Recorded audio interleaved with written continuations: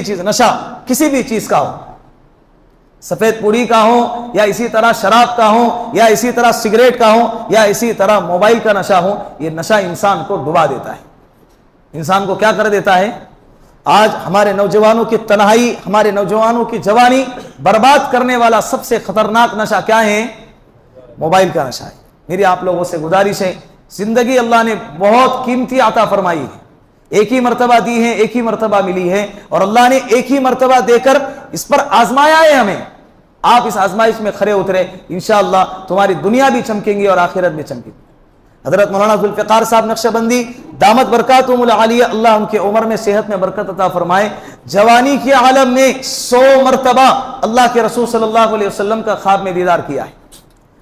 कितने?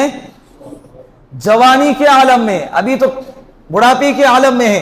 वो उनकी खुद जबानी मैंने सुना, अगर किसी और के जबान से सुनता तो मुझे यकीन ना आता।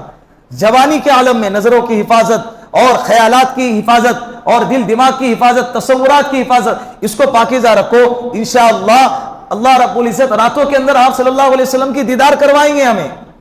ये करके देखो, अब हम इस दुनिया से बहुत दूर चले गए, इसकी लज्जत ही हमको मिली नहीं है।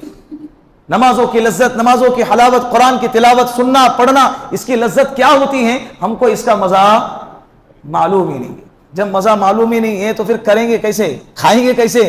जिसका मजा ही नहीं मालूम तो उसको पाने की कोशिश करेंगे कैसे? इसके लिए खुदारा अपनी जवानी को पाकीज़ा रखो। अल्लाह ने बड़ी कीमती जवानी दी है।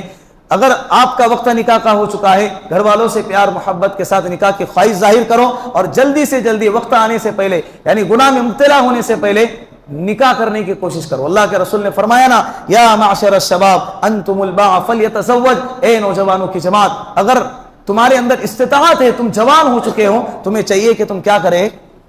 निकाह करें। मोबाइल का इस्तेमाल सही इस्तेमाल करें। मोबाइल के जरिए से लोग पॉजिटिव अंदाज में क्या कुछ सोसाइटी के अंदर इनकलाब बर्पा नहीं कर रहे हैं, आप भी करो।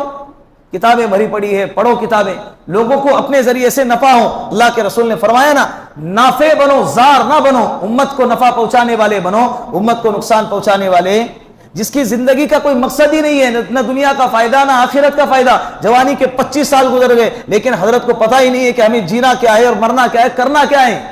18 साल की उम्र में हजरत मोहम्मद बिन कासिम रहमतुल्लाह अलैह सिंध के रास्ते से आए थे और मुल्क हिंदुस्तान के अंदर इस्लाम का झंडा गाड़ा। कितनी उम्र? 18 साल की उम्र में। और हमारे वालिदैन हमारे 25 साल के डंगरे को क्या कहते हैं? अभी तो ये बच्चा है। हजरत के अभी खेलने कूदने के दिन है। अल्लाह इन बातों पर अमल की तौफीक अता फरमाए। व आखिरु दावाना अनिल हम्दुलिल्लाहि रब्बिल आलमीन।